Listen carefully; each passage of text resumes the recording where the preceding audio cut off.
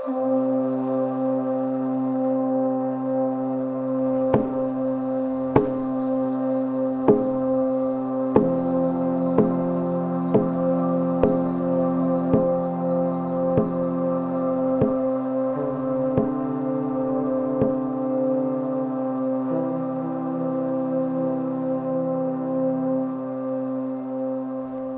I was first learning how to make Aute, I thought there was only one way to make Aute, and it was a long time before I realised, oh, actually there's lots of different ways to make Aute, and it actually depends on the plant and how it was growing.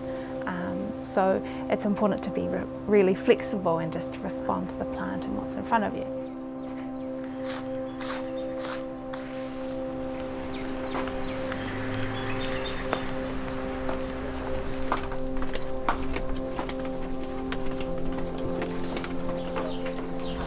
E runga e tangaroa matani.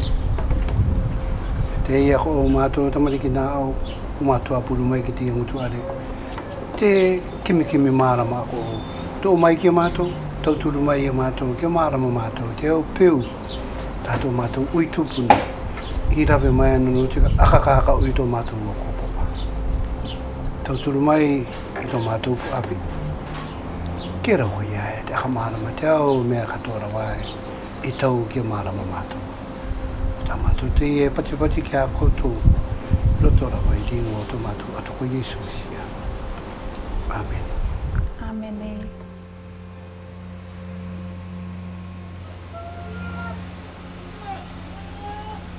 So a few months ago, Lulu reached out to me because she is on a journey to revitalise or reinvigorate their practice of Pā'oa, which is Aute or barkcloth from Aitutaki. There's so much Aute or so much tapa in the exhibition, and a lot of the ngatu is from Lady Tuna's personal collection, but then there's also some of Cosman's collection of barkcloth from all over the world. From the outset, they could see the potential contained in this plant. I've wanted to make these tools for so long, and it doesn't surprise me that Koloa, the exhibition, and all of these beautiful taonga come to Aotearoa, and all of a sudden I'm able to pass on this knowledge. The first thing we do is we look at the plant and we decide where we're going to do our cut. But when you grow it, you want to grow them nice and straight, no side branches. Mm-hmm.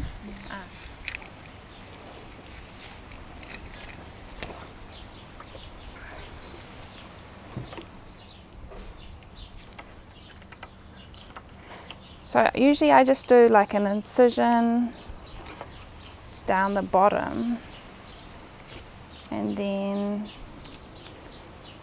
I rip it. And then you use this, a stick.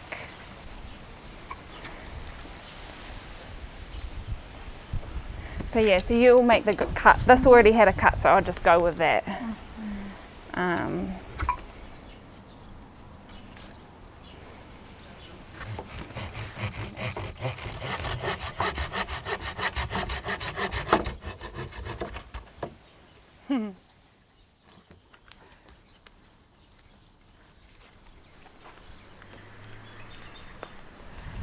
And so you peel it off, and if the tree has lots of moisture in it, then it comes off a little bit more easily. Primo.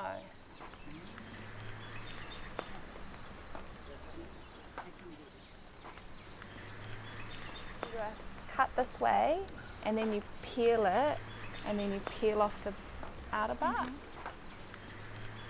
So once you have the skin off, I'll do a perpendicular incision along half of the fibres.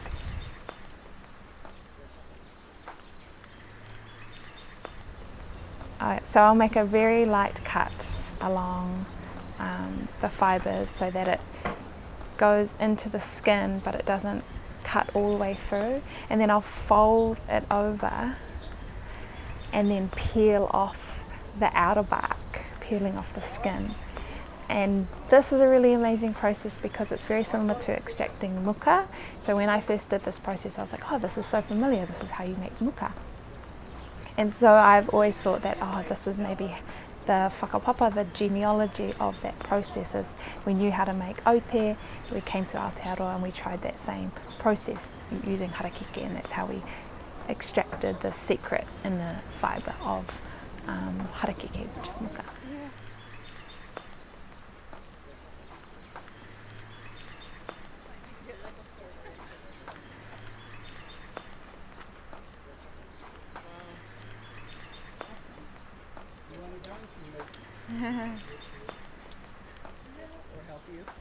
And then you move on to the next 100 that you have to do, type thing, you know?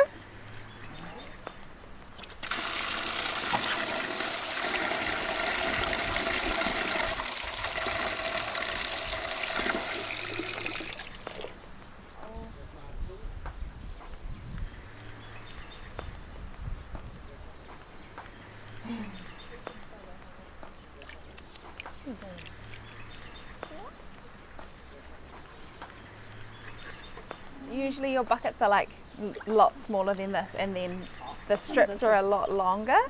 Yeah, and then you put them in the bucket and they usually just stay in the bucket like that. Right. I'll just show you guys. This is the difference between a rako that's been harvested a couple days ago and a rako that's been harvested this morning, yeah? Yeah. Yeah. Yeah. Usually you have like a plank of wood, not a kua. I'm cleansing it, I'm flushing out all the fluids, all the sap, so that when I beat it, it's going to be nice and white. And so the trick for this process is just lots of water. Making kapa is about balancing time and water.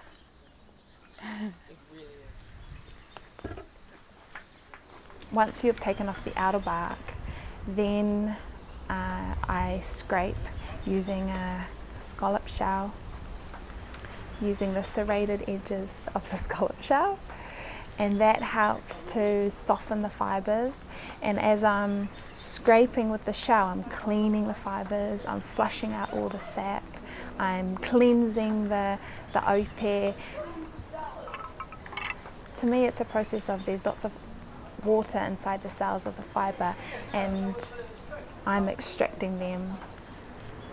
I'm dehydrating the fibres. So the tide is in, and I'm bringing the tide out, taking the tide out. So I'll just do a quick demo now that this is ready. So this is all dry and clean, and then I'm gonna use maybe I should use new bleeders. I don't know, or maybe I should use this one.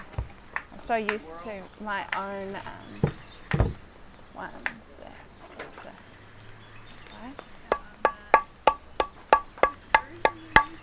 The thickest ones, yeah.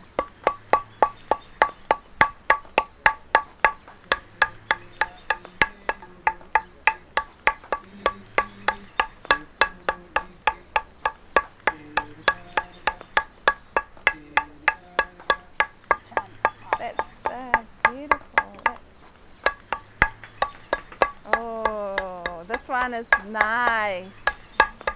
This beater is nice. It feels so good. And then I fold it again.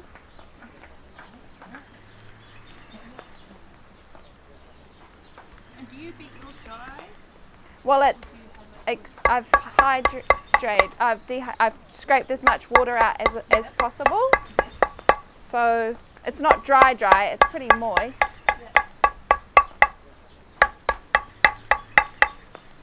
Rolling it, and then you with the flat side, and then this is the fibres. You know, you spent all this time making it like this. Now it's going releasing them. It'll still be hard to get out.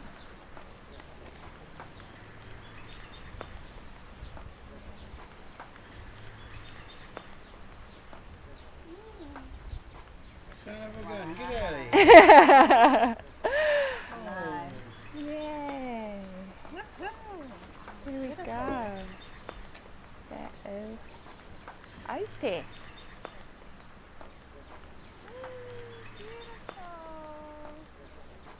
It was the first time in up to 100 years that a woman from Aitutaki had made a piece of pā'oa, which is a really significant and